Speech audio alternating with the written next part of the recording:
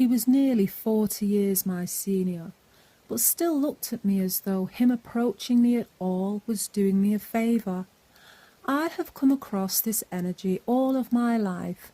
I must wear their apparent apathy and indifference towards me like a badge of honour.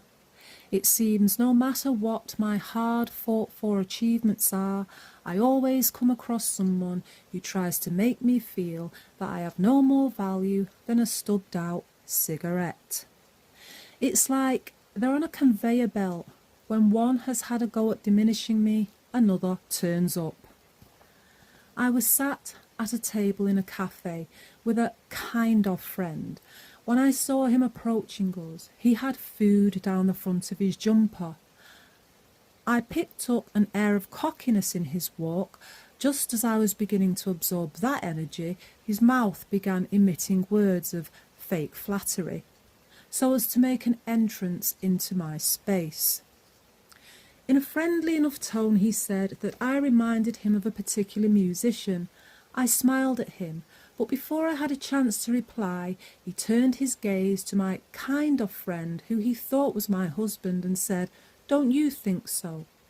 My kind of friend, who barely likes himself, scoffed accidentally, which averted the old man's gaze back to me.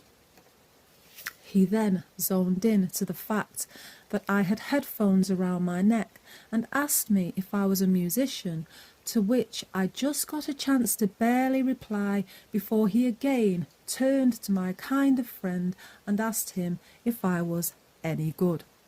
By now, my kind of friend had realised his initial response of the compliment paid to me by the old man was shabby at best, and made a concerted effort to sound a bit supportive. "Well, she was on top of the pops." The old man acted surprised, but was blinded by appearance prejudice, namely mine.